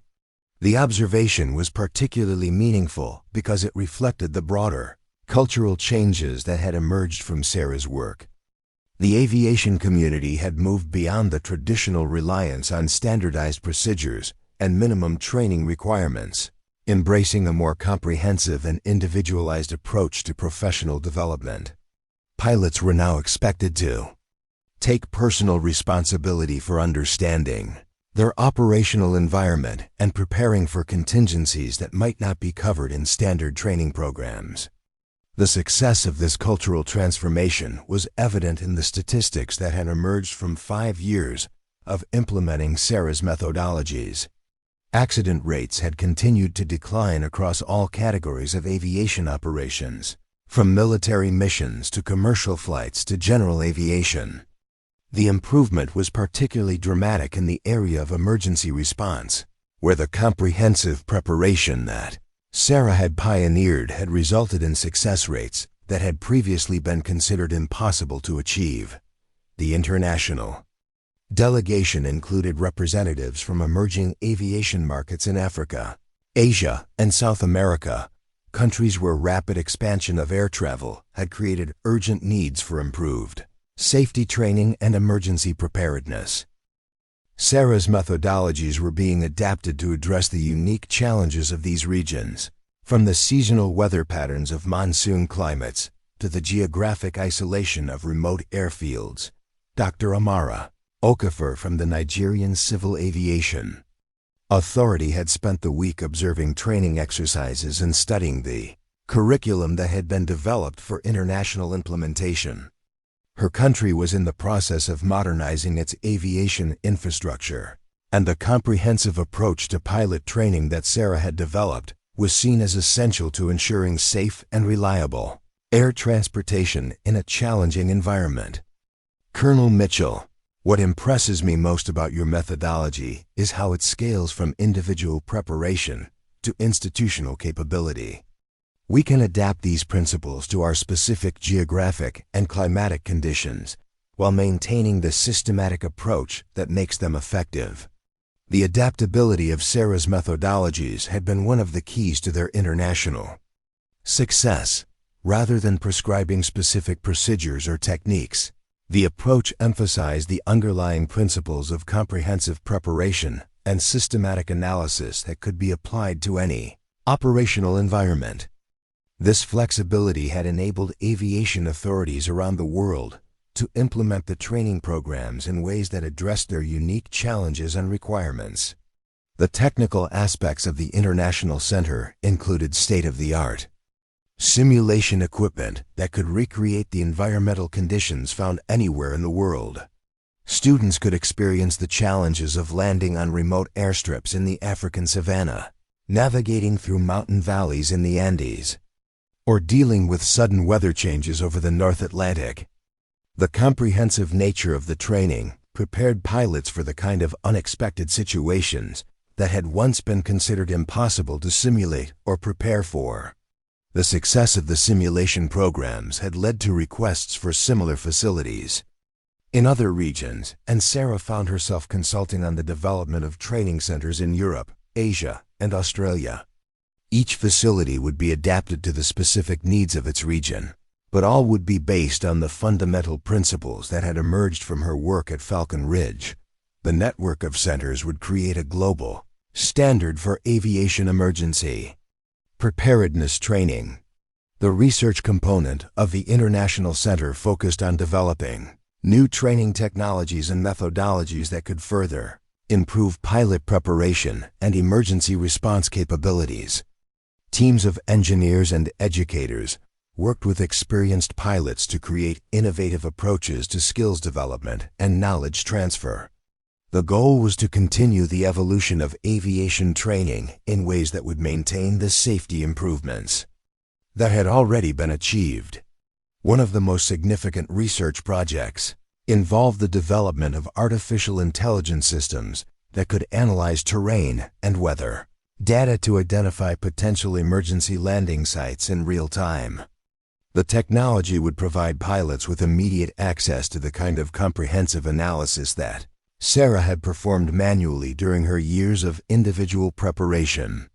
The AI systems would essentially democratize the expertise that had once been the product of years of dedicated study and experience. The human element remained central to all of the center's programs, however. The technology and simulation equipment were tools that enhanced human judgment and decision-making, rather than replacing them. Sarah's philosophy emphasized that no amount of automation could substitute for the kind of comprehensive understanding and systematic preparation that characterized truly professional pilots. The evening's keynote address was delivered by Sarah herself, speaking to an audience that included some of the most influential figures in international aviation. Her presentation focused on the lessons learned from 5 years of implementing comprehensive emergency preparedness training, but it also looked forward to the challenges and opportunities that lay ahead for the aviation community. When I first began studying the terrain around Falcon Ridge Air Force Base, I was motivated by a simple desire to be prepared for contingencies that others might not have considered. I never imagined that this individual approach to preparation would evolve into an international standard for pilot training. The transformation demonstrates that excellence in any field begins with personal commitment to comprehensive preparation and continuous learning. The audience included many pilots who had been trained using Sarah's methodologies, and their response to her presentation was both enthusiastic and deeply respectful. They understood that they were listening to someone who had not only developed the training that had prepared them for their careers, but who had also fundamentally changed the culture of their profession. The international recognition that Sarah had received included honorary doctorates from leading universities, membership in prestigious aviation organizations, and awards from governments around the world. But the recognition that meant the most to her continued to come from the pilots whose lives had been saved by the training that emerged from her work.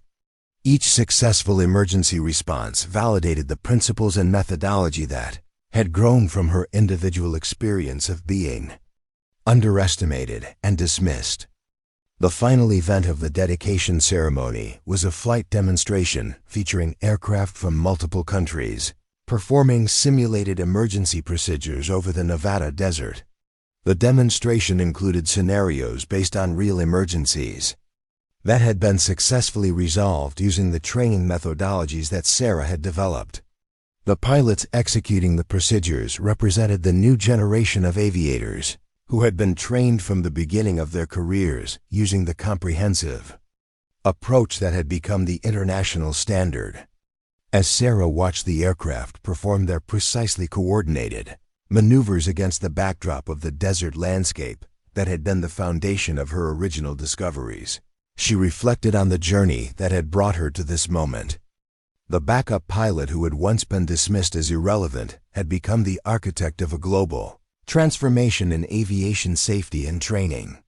The methodology that had begun with her individual study of weather patterns and terrain features had evolved into a comprehensive philosophy that was reshaping the profession of flying.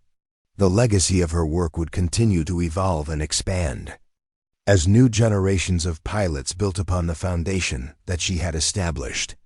The principles of comprehensive preparation and systematic analysis would be adapted to address new challenges and technologies, but the fundamental commitment to excellence and professional competence would remain constant. The culture of aviation had been permanently changed by the example of one pilot who had refused to accept the limitations that others had tried to impose upon her. The ceremony concluded as the sun set over the Nevada desert, painting the sky in the same brilliant colors that had welcomed Sarah to Falcon Ridge Air Force Base so many years earlier.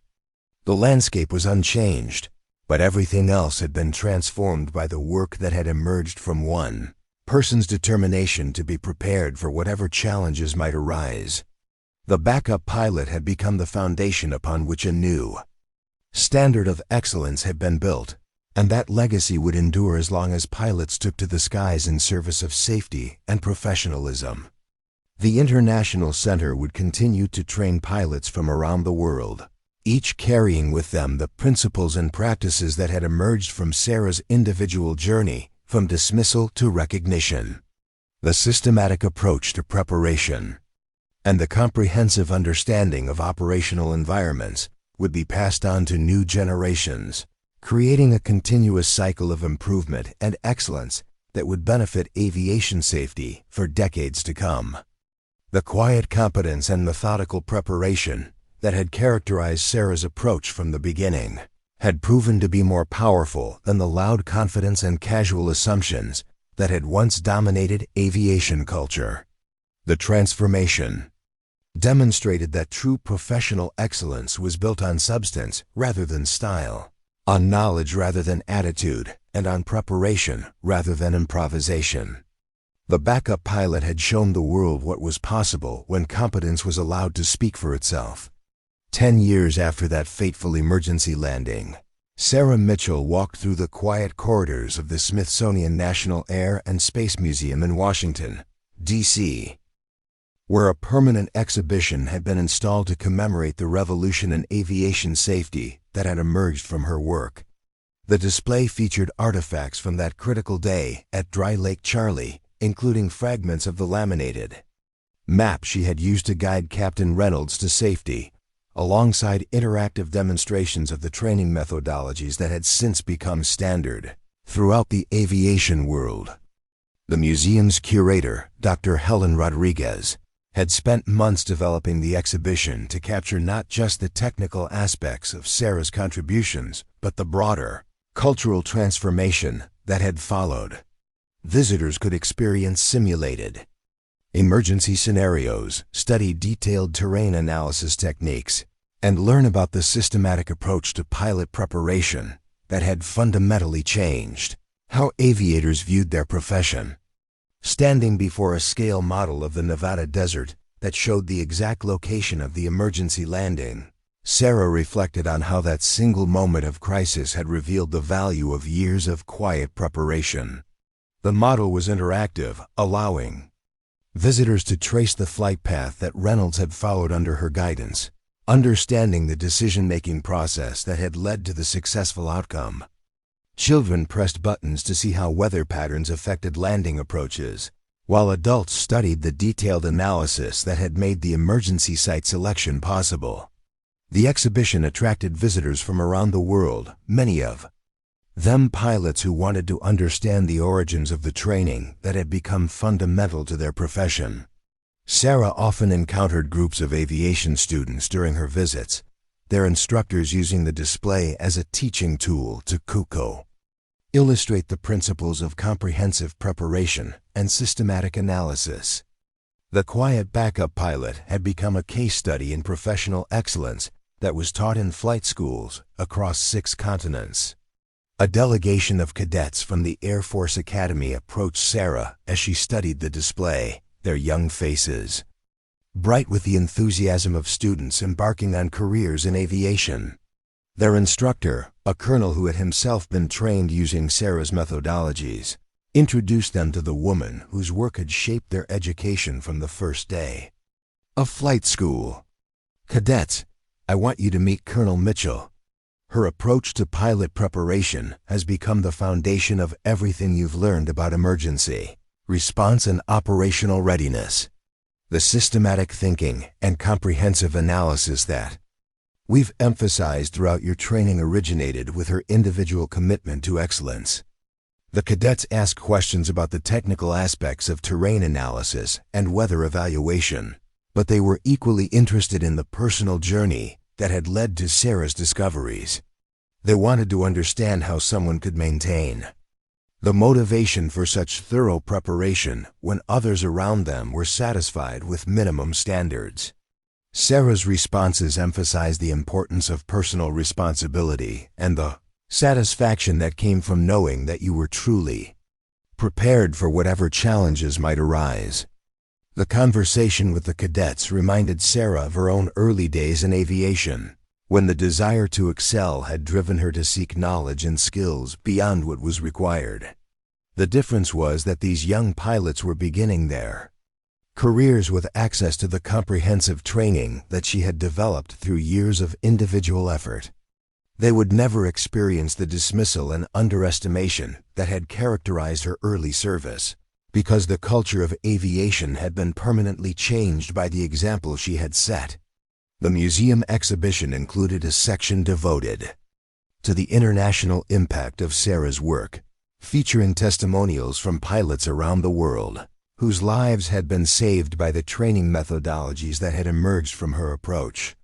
Video displays showed successful emergency landings in environments ranging from Arctic tundra to tropical rainforests, each demonstrating the universal applicability of the principles that Sarah had developed.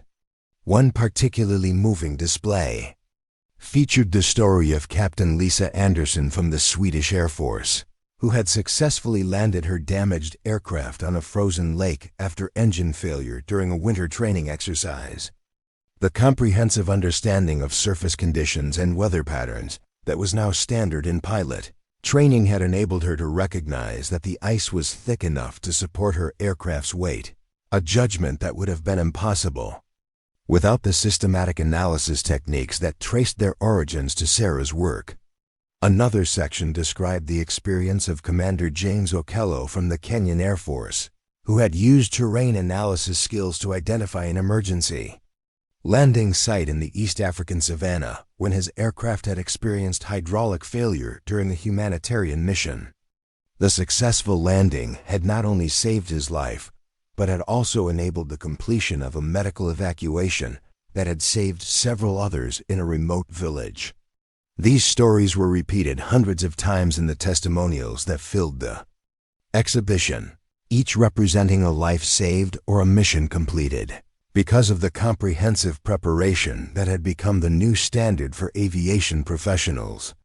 The individual methodology that Sarah had developed had multiplied into a global network of competence and safety that touched every aspect of modern aviation.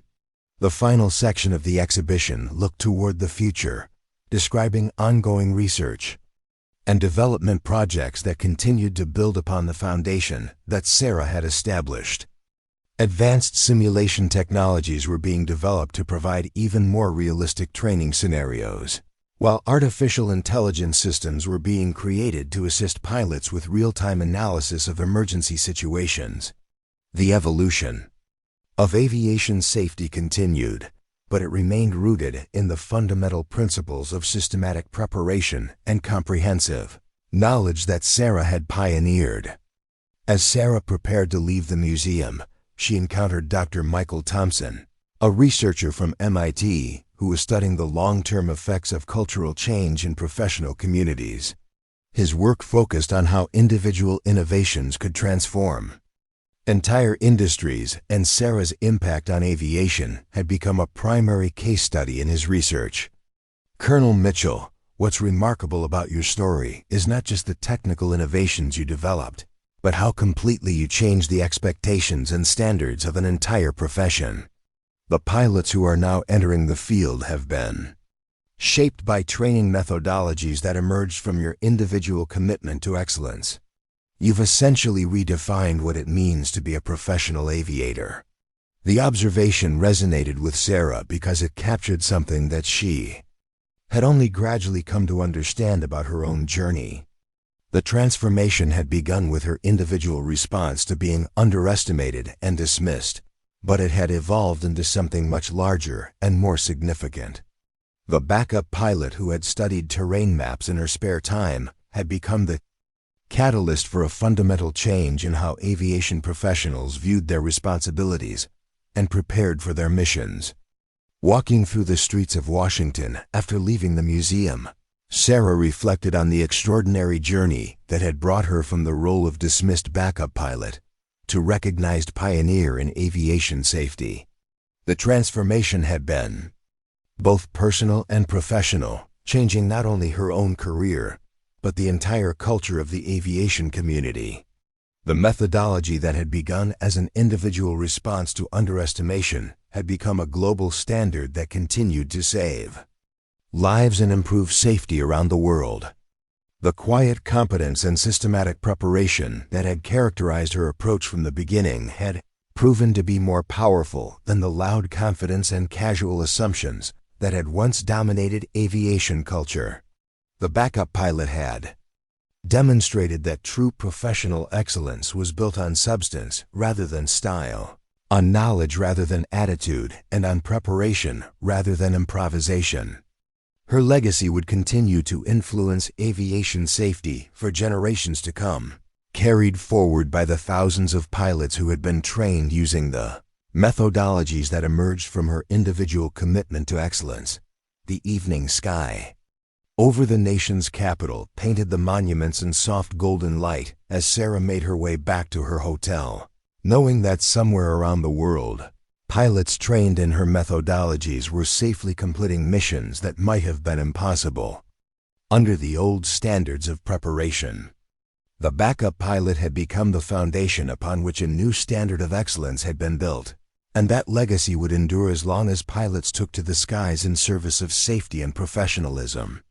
Up next, you've got two more standout stories right on your screen. If this one hit the mark, you won't want to pass these up. Just click and check them out.